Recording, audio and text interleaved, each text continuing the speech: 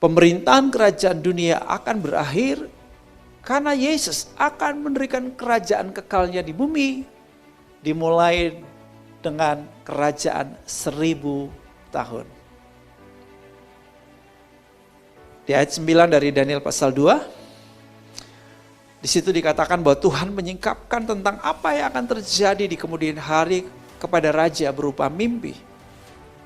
Tuhan menyingkapkan kepada Raja Nebukadnezar mengenai kerajaan-kerajaan dunia dan juga bangsa-bangsa dimulai dari kerajaan Babel sampai kepada akhir zaman. Apa yang dilihat oleh raja adalah sebuah patung.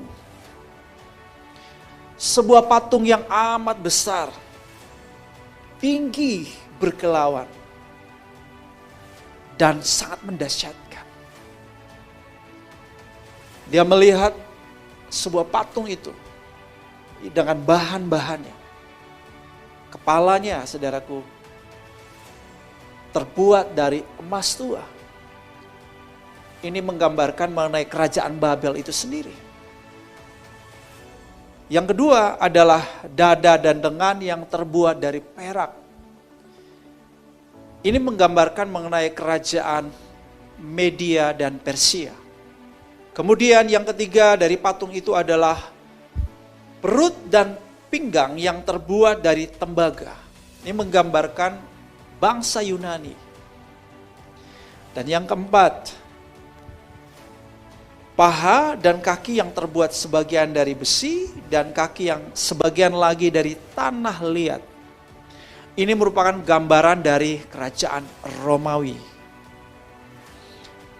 Pada kaki ada 10 jari-jari yang berbicara mengenai 10 kerajaan awal dari Uni Eropa. Apa yang terjadi, saudaraku? Di akhir daripada akhir zaman, dalam mimpi atau penglihatan Raja Nebukadnezar. Kita baca yuk. Tetapi pada zaman raja-raja Allah semesta langit akan mendirikan suatu kerajaan. Haleluya. Suatu kerajaan yang tidak akan binasa sampai selama-lamanya. Puji Tuhan. Dan kekuasaannya tidak akan beralih lagi kepada bangsa lain. Kerajaan itu akan merembukan segala kerajaan dan menghabisinya. Tetapi kerajaan itu sendiri akan tetap untuk selama-lamanya. Ayat 45. Tepat seperti yang Tuhan kulihat bahwa tanpa perbuatan tangan manusia sebuah batu terungkit lepas dari gunung dan meremukkan besi. Saya ulangi, sebuah batu terungkit lepas dari gunung dan meremukkan besi, tembaga, tanah liat, perak dan emas itu. Allah yang maha besar telah memberitahukan kepada Tuanku Raja apa yang akan terjadi di kemudian hari. Mimpi itu adalah benar dan maknanya dapat dipercaya. Artinya apa, saudaraku? Artinya apa yang dimimpikan oleh Nebukadnezar. Sebagaimana sebelumnya dia mimpi mengenai bangsa Media Persia, mengenai Yunani, mengenai Roma. Itu semua sudah terjadi. Itu menjadi fakta sejarah peradaban manusia. Maka saudara yakinlah bahwa penglihatan daripada Raja Nebukadnezar mengenai kerajaan yang akan didirikan oleh Allah semesta langit ini, kerajaan kekal yang tidak dapat binasa, juga akan segera terjadi. Wow. Siapakah batu itu? Matius 21 ayat 42 menjelaskan batu yang dibuang oleh tukang-tukang bangunan telah menjadi batu pencuru.